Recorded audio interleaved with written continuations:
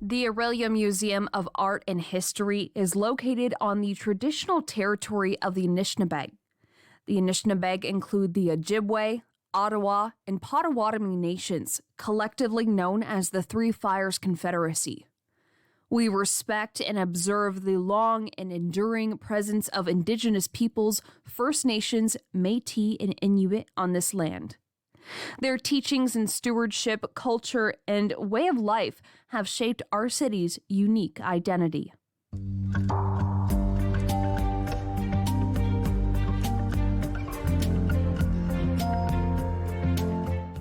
Tonight we welcome Dr. Frances Helyar as our guest speaker. She is a professor emerita at Lakehead University in Aurelia. She is the founding education professor at the campus and has taught a wide range of courses to teacher candidates for 15 years. Her research specifically is in the history of education with a focus on New Brunswick and Atlantic Canada. Before her academic career, Frances was an elementary school teacher in Oshawa and a radio host, tour guide, and children's entertainer in St. John, New Brunswick. With her talk this evening, History Education Through Art, C.W. Jefferys draws the history of Simcoe County. Dr. Helyar will introduce you to C.W. Jefferys, who was an important player in the art and history community.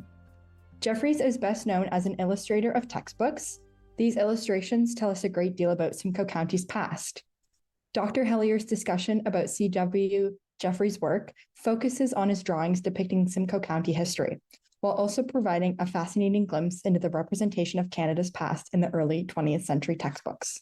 Well, thank you. Thank you for your kind introduction, and thanks to everyone for joining us this evening. I'd also like to thank the OMAH-History Committee for the invitation to speak with you tonight. As Hannah just said, I've been retired for less than a year after teaching for 15 years at Lakehead University here in Aurelia. So it's a while since I've given a lecture, and it's a long time since I've spoken to such a large audience. So a little bit nervous. And my research area is, yes, the history of education, particularly in New Brunswick, where I lived for 11 years, although I'm originally from Pickering. My research area. I'm currently finishing a book on the history of French education in New Brunswick in the first half of the 20th century. And I'm also part of a national team studying the history of teacher education in Canada, where my focus is the Atlantic region. My colleagues and I we have monthly meetings, and we constantly remark about how fun the work is. And being able to share our research is a big part of what makes it enjoyable. Tonight's topic, while not related to my normal research agenda, began as a lecture in a graduate course in the history of education that I taught, but I have added to it significantly to create tonight's focus. I've divided the lecture into 5 parts. I'd like to start by sharing a bit of the history of textbook adoption in Ontario. I always found that my students in the Faculty of Education, all of whom were prospective teachers, had little understanding of how learning materials arrived in their classrooms. Next, I'll talk about history textbooks, particularly as they existed in the 1920s, 30s, and 40s, which is the time when C.W. Jefferys worked. The bulk of the lecture will be about Jefferys himself, his life as an artist, as a textbook illustrator, and as an illustrator of Simcoe County's history, particularly with regard to Ste. Marie among the Hurons. Viola Parvin wrote a book on this very topic, the history of textbook adoption, and I borrowed from it heavily. I'd like to start with her definition, and this is a quote. "The term textbook, as used here, refers to a book dealing with a definite subject of study, systematically arranged, intended for use at a specified level of instruction, and used as a principal source of study material for a given course." Starting in the mid-19th century, the Upper Canada and later the Ontario government authorized textbooks used in publicly funded schools. The legislation had 3 purposes. First, to provide a supply of books at a reasonable cost. Next, to provide for uniformity in classroom instruction, and finally, to alleviate the influence of American textbook material. At the elementary school, only one textbook was approved for each subject, right across the province, one textbook. At the high school level, though, teachers could choose from multiple texts. According to legislation, a list of textbooks was published for each academic year. Teachers could use any text in the preparation of their lessons. However, it was against the law for a teacher to use a text for direct instruction or to require students, or usually their parents, to buy a book that was not authorized by the Department of Education. The penalty was usually financial. Teachers could be suspended, their salary could be reduced, or the school could lose its government grant. The list was known as Circular 14, which some teachers in the audience may remember well, since Circular 14 existed until 1995. It's now called the Trillium List, and it's available electronically. But if you could see the very top left-hand corner, if you look very closely, you'll see that it says Circular 14. So that was what the adoption document, the textbook adoption document, was called. In the late 19th and early 20th century, a group of factors led to improved school materials. Researcher Brian Osborne lists those improvements. Canadian textbook publishers became available. There weren't very many prior to the late 19th century. The mechanization of the printing press meant that publishing large numbers of books was easier. As engraving methods advanced, the cost of adding illustrations to textbooks decreased.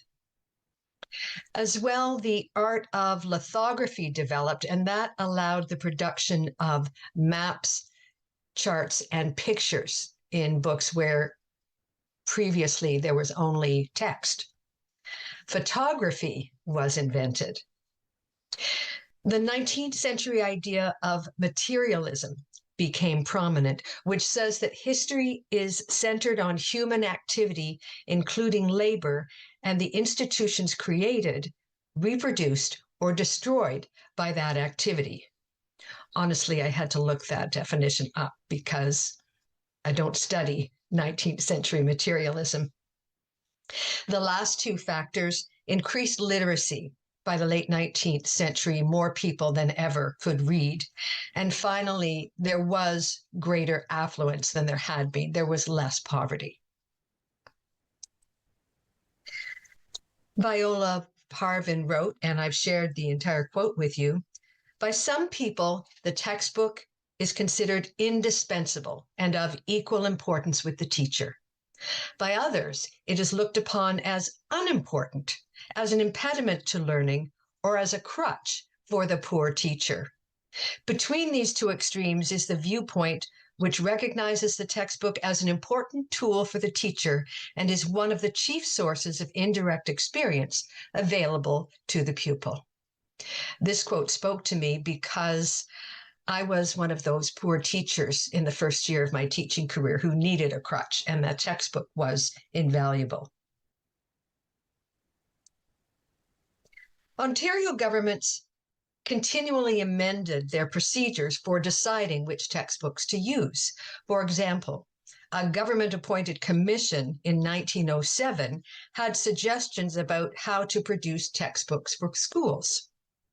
First, they recommended that they keep the method at the time they were already using in place, which was for the Department of Education to choose an author to write a book, hire a publisher, and decide on the price that parents had to pay for the book.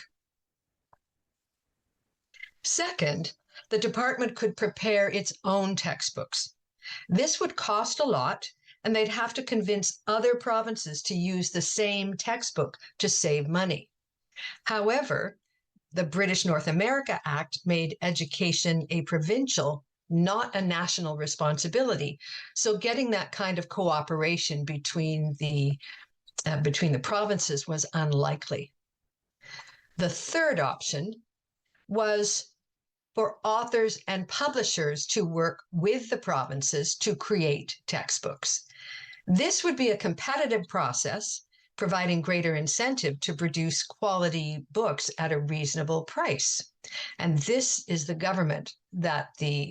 option that the government chose in 1907.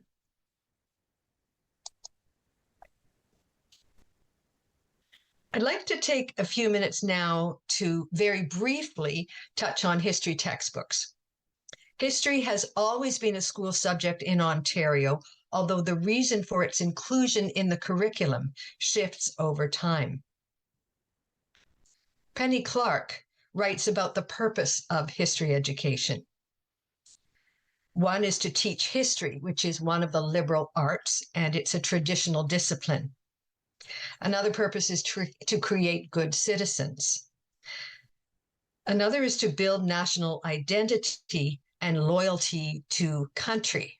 And remember this one, because this will be important, as will this next one, to portray exemplar history in the form of heroes and heroines as role models for students to emulate.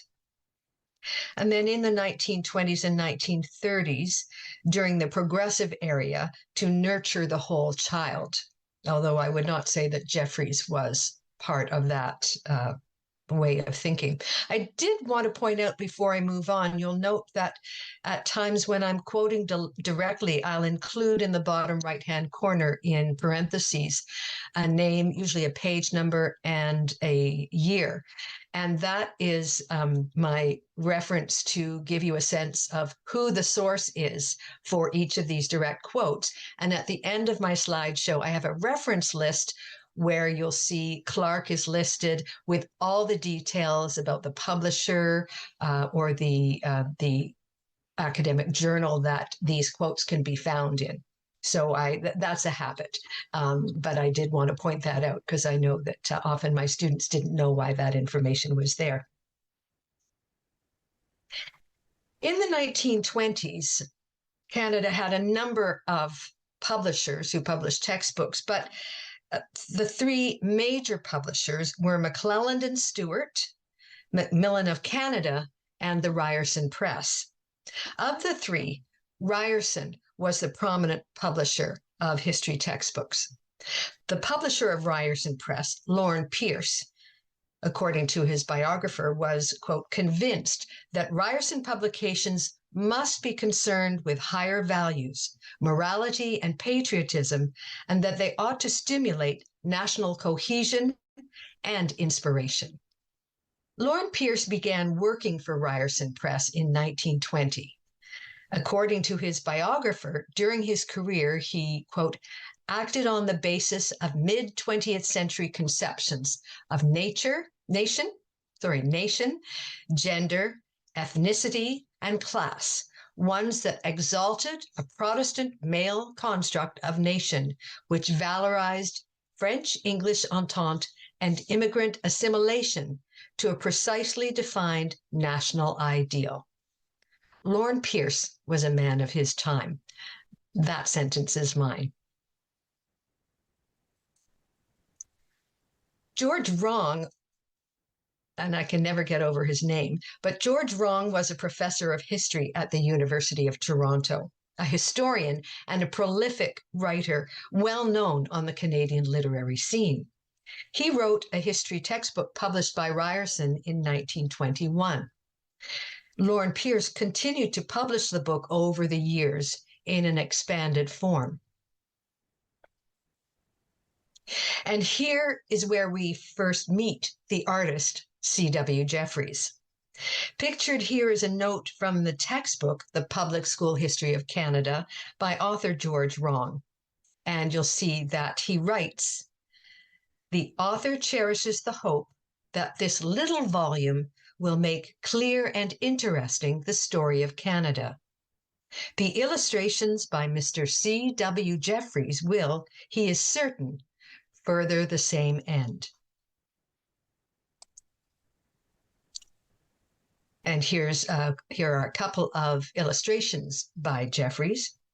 As publisher, Lorne Pierce wrote a foreword to the history series, to the history book, which included the passage, quote, "There is something radically wrong when so many students in our schools dislike Canadian history.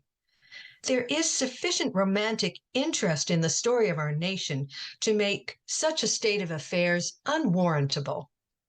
The story of Canada offers a solution. It is written in simple, vivid narrative and dramatic style, emphasizing at all times the romance of incident and character. That is, it is a story." Lorne Pierce was a strong supporter of Canadian writers and artists who actively worked in the 1920s. According to Pierce's biographer, quote, "For a better and more autonomous Canadian culture, differentiated from that of the United States on one hand and Britain on the other," close quote. And these included, pictured here on the left, poet E.J. Pratt, in the center and on the right, historians Harold Innes and Donald Creighton. Pierce was well acquainted with the Group of Seven and commissioned several members to create book jacket covers for Ryerson Press publications. Here we see a book of poetry by Al Purdy with the cover by J.E.H. MacDonald, a member of the Group of Seven. On the left, in the center, a history booklet about Old Toronto illustrated by MacDonald's son, Thoreau. So related to the group of, associated with the Group of Seven as a relative. He was a well-known graphic designer in his own right. And on the right, we have Frederick Varley's illustration for the cover of a novel. But the artist whose career Pierce promoted the most was C.W. Jefferys. Charles W. Jefferys was born in 1869 in England, but his family soon moved to Canada and he grew up in Toronto. He received formal training in 1884 when he attended evening classes at the Ontario School of Art. His first paying job was as an apprentice with the Toronto Lithography Company, and his work in textbooks clearly shows this influence, as we'll soon see. As a member of the Toronto Arts Student League starting in 1888, Jefferys was a key figure in the publication of the League's annual art calendars between 1895 and 1904, an event called a landmark in Canadian art. The calendar page on the right provides a sense of the early development of Jefferys' style. Jefferys worked as an artist for newspapers in Canada and the United States in the days before the wide use of photography in the news media.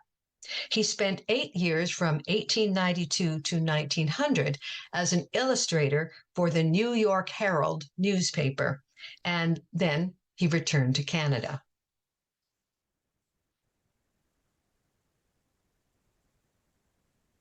During the late 19th and early 20th century, ideas about public art were changing, and Jefferys was part of the change. Brian Osborne writes that, quote, "The images considered to be nationally charged symbols had to be physically and intellectually accessible to the general public, rather than being sequestered in the drawing rooms or galleries of the elite." Close quote. Jefferys was a contemporary of popular Canadian artists such as, clockwise here from the top left, Tom Thomson, top right, Homer Watson, Emily Carr, a familiar image, and in the lower left corner, A.Y. Jackson. Here you can see a couple of Jefferys paintings. On the left, an untitled 1911 sketch of western sunlight at Last Mountain Lake in Saskatchewan. And on the right, Approaching Storm, Qu'Appelle Valley, which was exhibited at the Canadian National Exhibition in 1912. Jefferys named two British artists as major influences. William Morris's work, an example on the left, has a very distinct and very widely recognized design style. Walter Crane was a well-known artist and illustrator of children's books, and we see an example of his work on the right.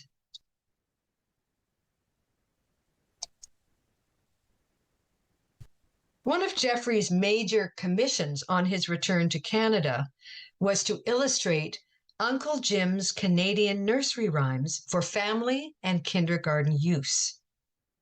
Unfortunately, this book required 4-color printing, which was a service too expensive for Canadian publishers. Instead, it was sent to a press in London, England, which soon went bankrupt. This meant the book received virtually no distribution or marketing. Jefferys received only one royalty check for 830 copies sold, and he never worked on this type of full-color book again. I was curious, so I looked it up. And in 2010, the value of an original copy of Uncle Jim's Canadian Nursery Rhymes was listed at $250. So you may want to check whatever storage areas you have to see if you have a copy of this book, because it is definitely rare and it looks like a beautifully made book. After 1912, Jefferys worked with the publisher George Morang on a series of illustrations for historical biographies, and he illustrated T.C. Halliburton's Sam Slick sketches. This developed in him an interest in history, and in 1921, he was commissioned by the Ontario Department of Education to illustrate the Ontario Public School History of Canada. This served as C.W. Jefferys' introduction to Ryerson Press publisher Lauren Pierce, and a great partnership was born. Jefferys worked closely with Pierce for the next 30 years. Pierce's biographer writes that the two men, quote, shared a proselytizing vision of Canada's past, which Jefferys drew and Pierce marketed successfully.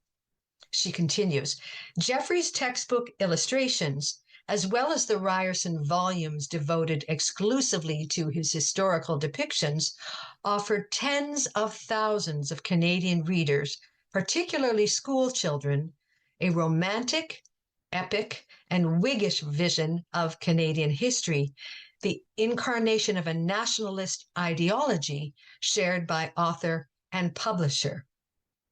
And again, I had to look up Whiggish, but it turns out it's a concept that I'm very familiar with. It's a way of looking at history as a constantly progressive process so that human life in each historical era is better than the one that precedes it. Jefferys' illustrations were published in textbooks from the 1930s to the 1960s. Brian Osborne writes that Jefferys, quote, felt a responsibility to use his artistic talents to further a better appreciation of Canadian history and national identity, close quote. Lauren Pierce, the publisher, wrote of Jefferys, quote, a teeming horde of boys and girls in thousands of schools across the land learn from C.W. Jefferys' pictorial histories the principal characters and outstanding events of Canada's past, those things most worthy of devotion and of remembrance in this fair land. Close quote. Jefferys' best-selling books by far, however, were the 3-volume picture gallery of Canadian history published by Ryerson Press between 1942 and 1950. As I started collecting history textbooks, this copy of Volume 1 became my favorite, perhaps because I vaguely remember it from the school library in the 1960s or 1970s.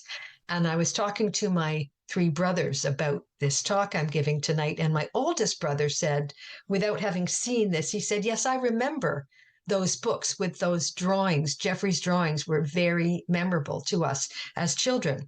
Now, unlike the Ontario Public School History of Canada, which I showed you a few moments ago, I can find no evidence that this picture gallery series was ever included in Circular 14.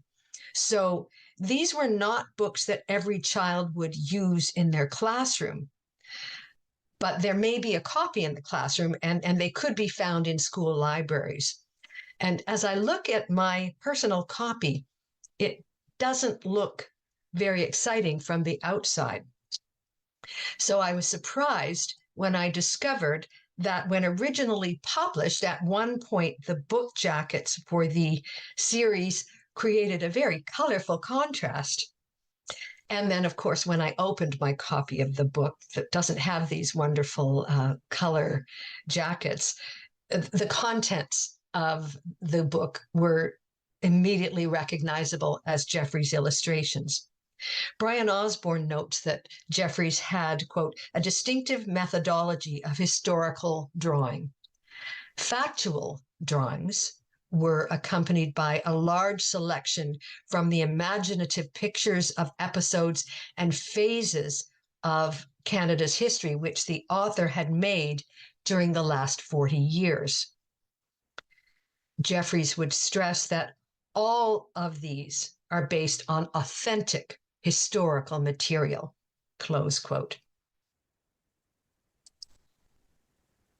Lord Pierce's biographer describes how, quote, from the first, Pierce recognized and identified with the myth-making power of Jefferys' images.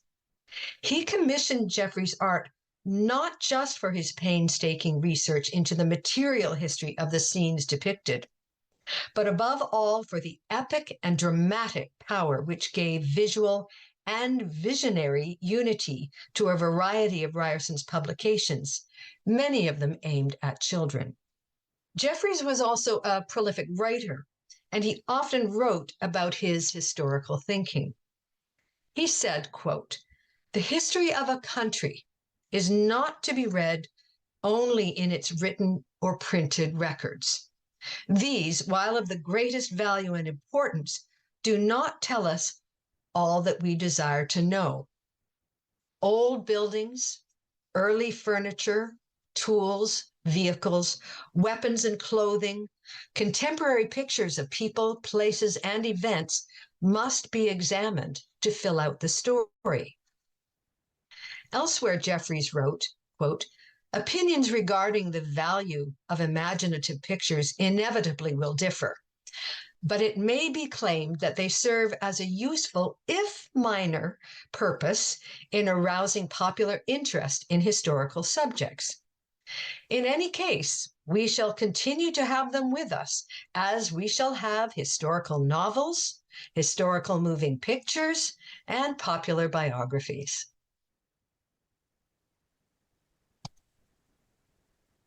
Several themes are notable in Jefferys' work. Brian Osborne lists them. Jefferys focused far more on Eastern Canada than on the West. He was more interested in rural settings than urban and industrial.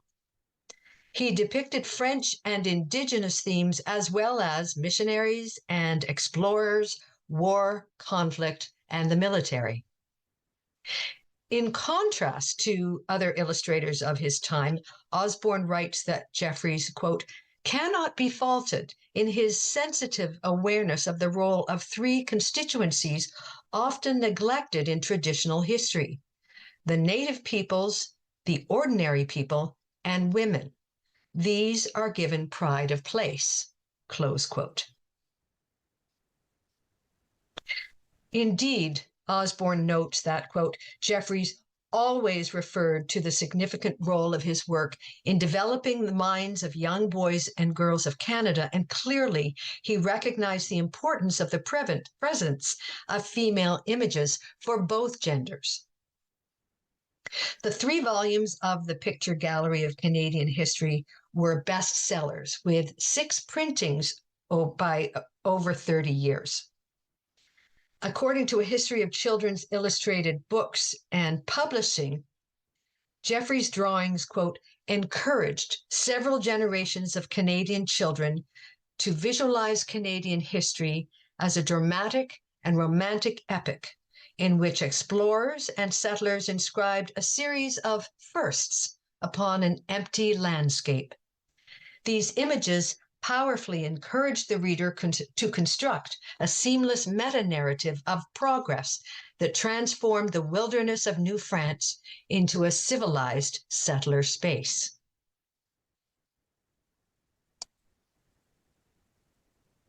Now we reach the final section of my talk. C.W. Jefferys had a deep interest in Simcoe County, specifically in the history of the Jesuits and Hurons at Fort Ste. Marie, just north of us here in Orillia, west of us, and especially in the discovery in 1919 of a small cannon on Christian Island. In his unpublished work about the Jesuits in Huronia, he wrote, quote, I know not whether other students of history, amateur or professional, are afflicted with a similar habit of mind as myself, but I find such trivial things exacting a degree of attention out of all proportion to their historical significance, and abiding themselves at times when I should be concentrating upon more serious importance. It is in vain that I brush aside these interruptions. They are, as it were, mental mosquitoes continually buzzing about one's thoughts.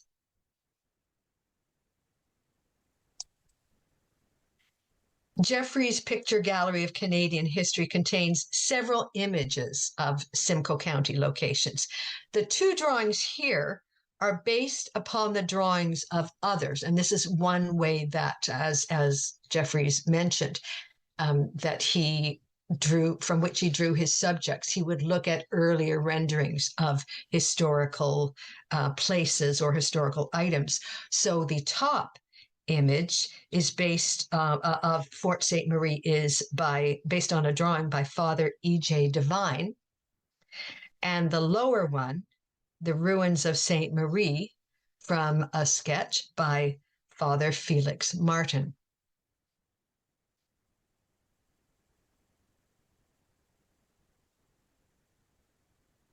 In the inset of this page from the picture gallery is a drawing of the cannon found on Christian Island in 1919. Jefferys was deeply interested in creating illustrations that were historically accurate. He asked why critical examination of written history did not translate to the same attention in illustrated history. Here we see a watercolor version of Jefferys' illustration, Champlain Discovers Georgian Bay. And in the center of the version that appeared in the Picture Gallery of Canadian History. The notes Jefferys wrote about this image demonstrate the care he took to portray accurate details. And you should be able to make out some of these deep details in the inset on the right. He wrote, over Champlain's shoulder is slung a bandolier, to which are attached small tin or wooden cases, something like modern cartridges, each containing a charge of gunpowder. To load the weapon, one of these cases was detached, the top torn off, and the powder poured into the muzzle of the arquebus. A bullet was taken from the bag which hangs below the bandolier and dropped into the arquebus and pounded firmly down with a ramrod. From a flask which hung near the bullet bag, a small quantity of finer powder was poured into the touch hole at the breech of the arquebus to be fired by contact with the lighted fuse. Close quote. As this detail shows, Jefferys was concerned about how illustrators depicted historical figures. Jefferys took as one of his goals to educate the public about historical representations of people. He wrote, quote, "In the absence of genuine portraits from life, it is inevitable that some form of imaginative pictorial personification will come into existence. If these portraits are acknowledged to be ideal representations, the ethics of history are safeguarded. The criticism of such works must then change its approach, and the questions to be asked are whether the artist's version seems consonant with the known character of the person represented, with his occupation and his environment." Jefferys wrote, for example, about the traditional portraits of the missionaries of New France, such as Brébeuf, saying the lips tended to be too full in contradiction to their lives of poverty. However, he also remarked that historically, missionary priests could wear beards, but they had to carefully trim the hair around the mouth so that they wouldn't spill any part of the sacrament.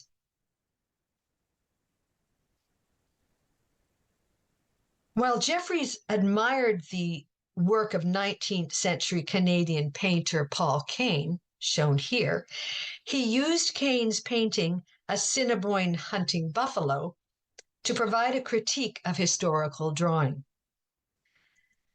He wrote that Kane's, quote, "drawing of the details of costume, of canoes, of wigwams is accurate. His portraits of Indians are full of character.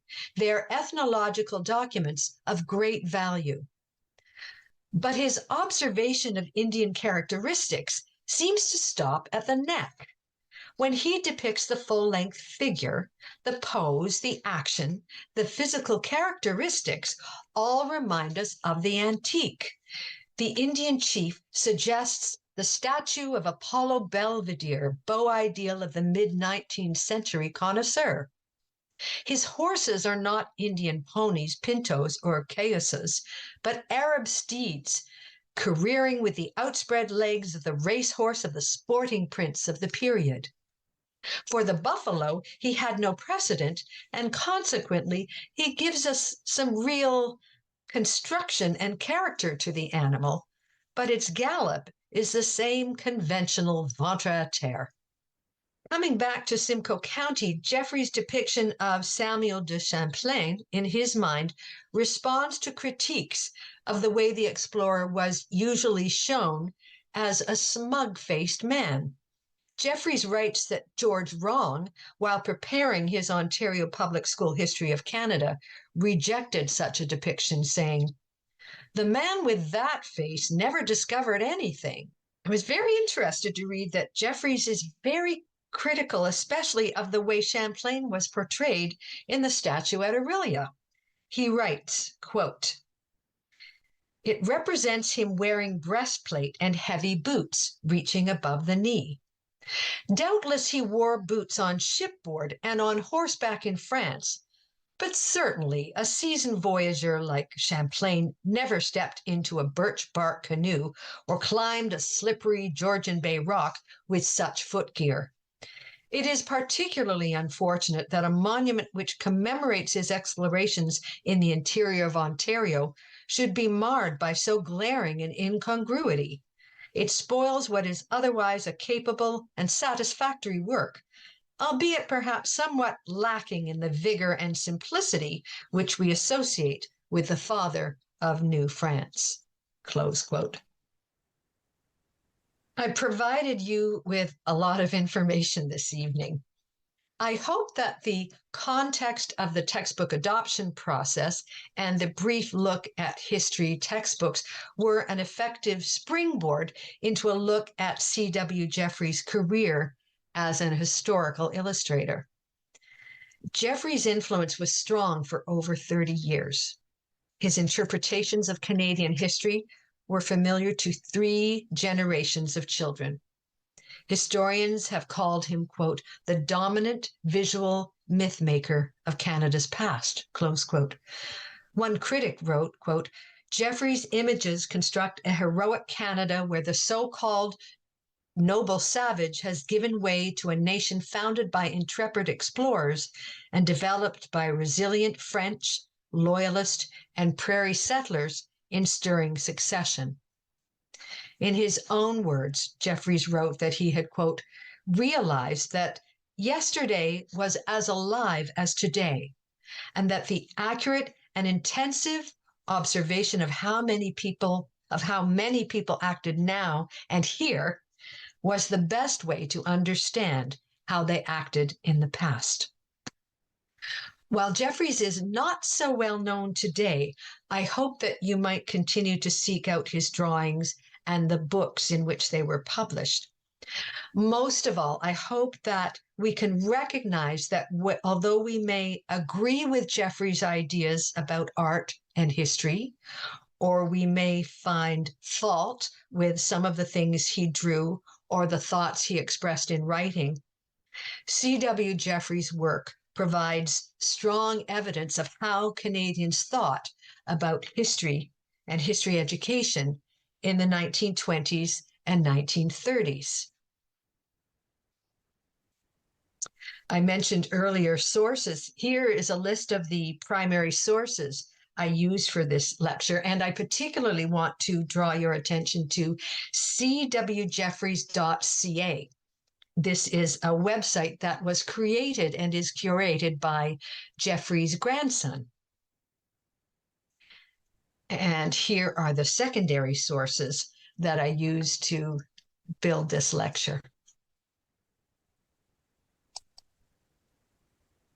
Thank you so much for being here. I leave you with a painting that Jefferys did of a Muskoka cottage owned by a friend of his.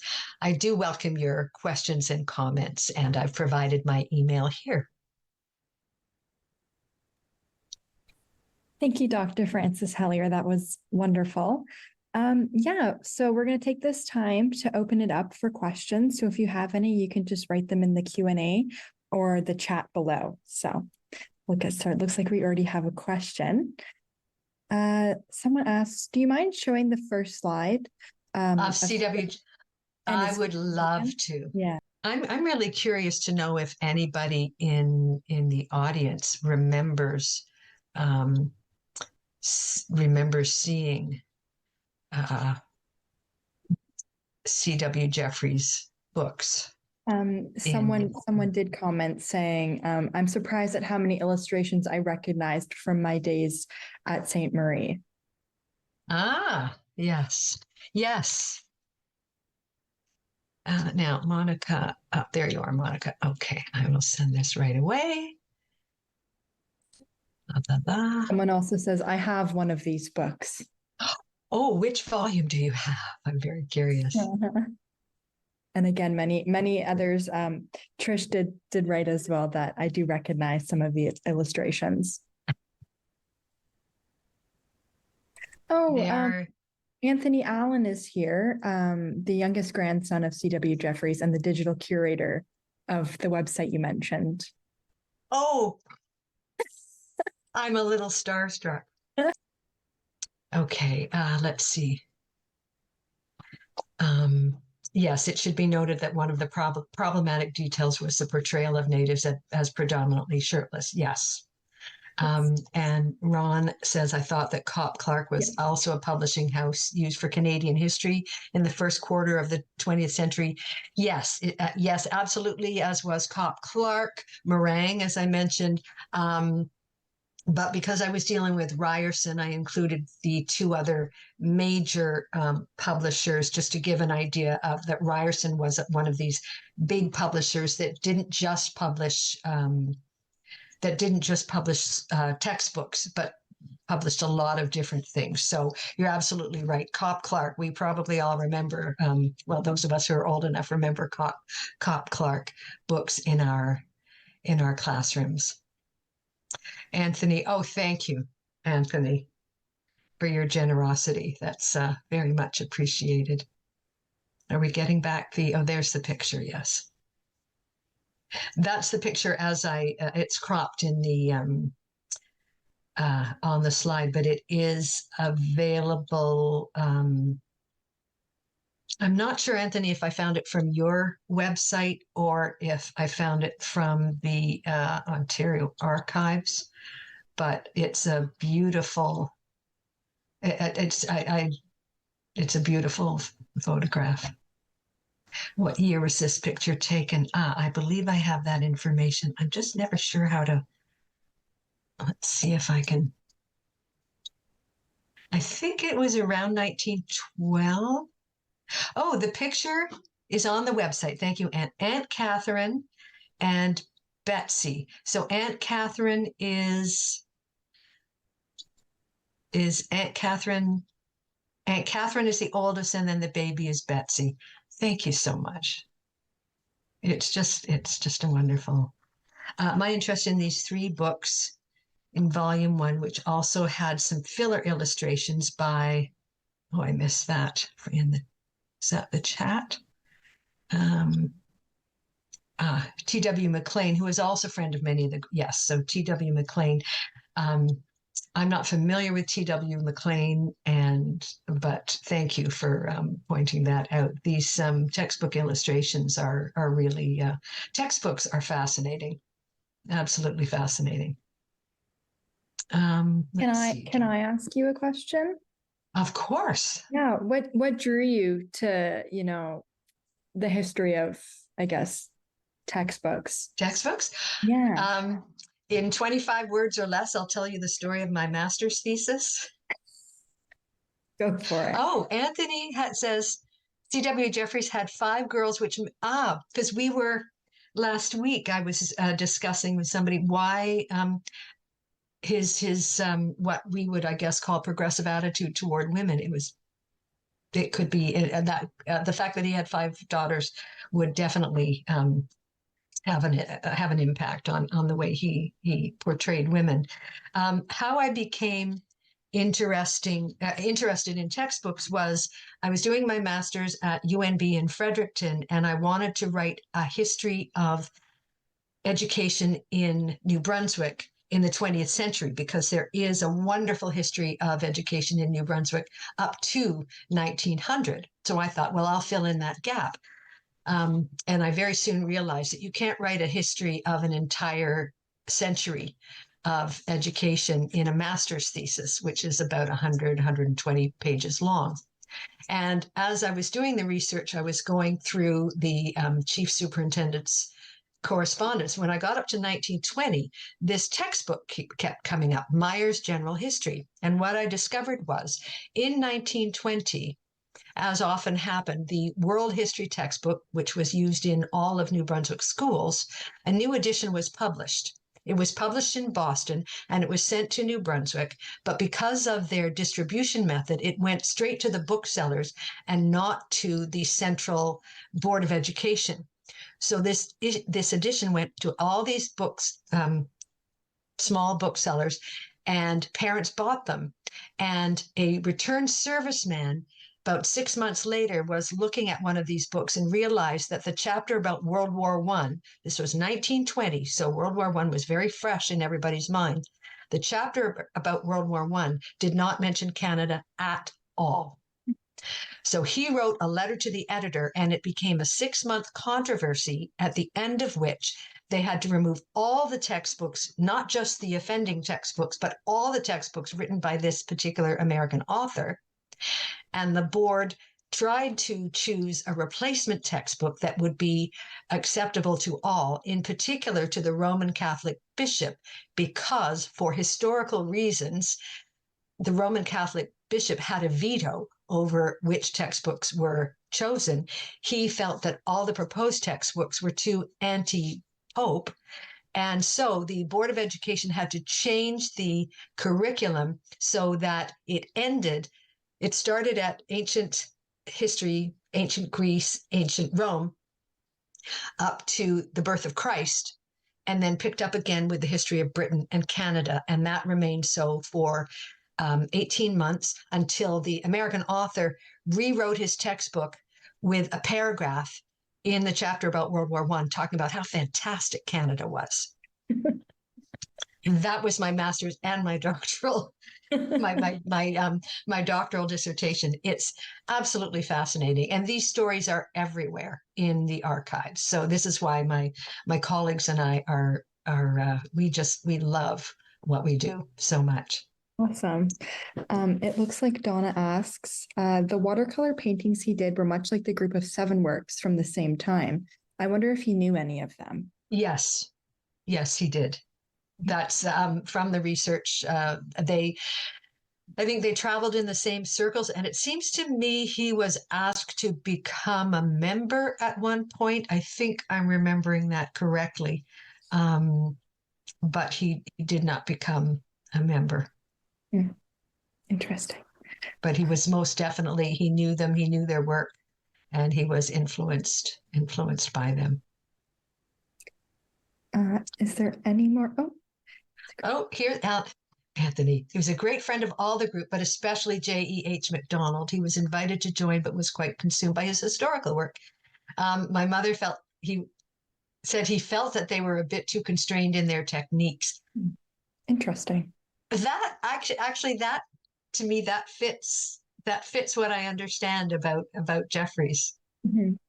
That he was he had his ideas, and he wanted certainly. I had never seen any of his paintings, his watercolors, and so it was very interesting to see those images.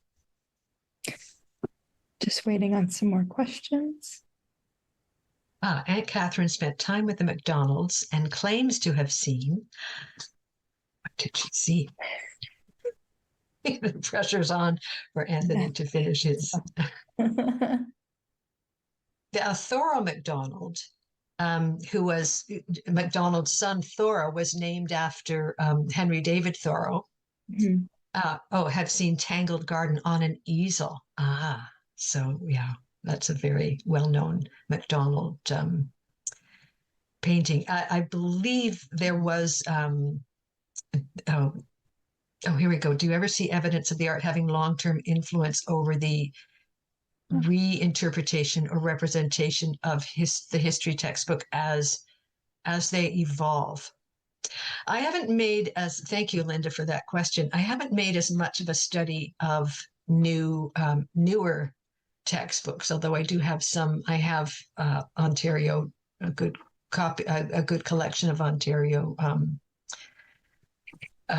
textbooks, but it seems to me that textbook illustrations are of the age in which they are created. So for example, somebody who I think had hoped to come tonight earlier this morning sent me an image from a textbook that was used in New Brunswick French schools, and it was published in the 50s, and the images in the 50s were very recognizable as a sort of the Jane and Dick See Spot Run. If you can picture, those of us who grew up looking at those, we can imagine what those children look like in those images. And textbooks today do not look like those. They don't look like Dick and Jane or Spot. So there is a changing in the art that's representative. Also, I would say that the development of technology and the development of photography and digital art, it has changed textbooks. I should also mention that textbooks it used to be that you would make sure that you had a class collection of textbooks in your classroom, so one for every student.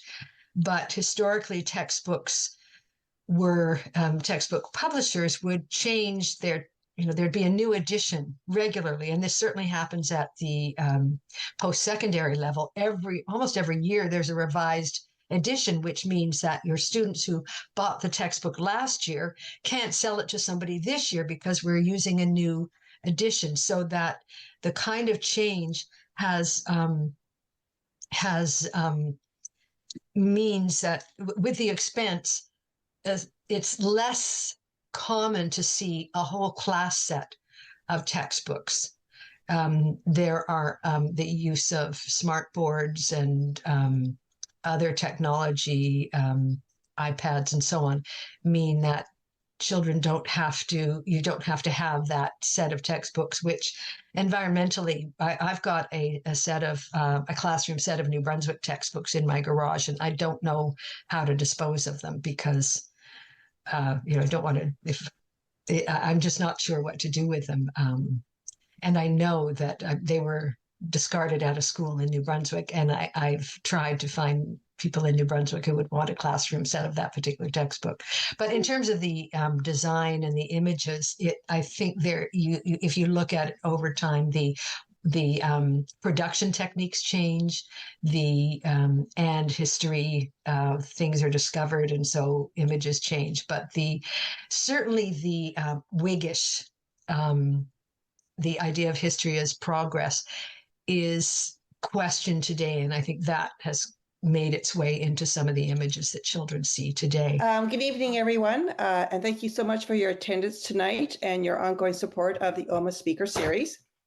And a very special thank you to Dr. Helyar for being our guest speaker tonight and sharing with us your fascinating research, not only on the history of education and the adoption of Canadian textbooks in schools, but also to learn about C.W. Jefferys himself, his career, his contributions.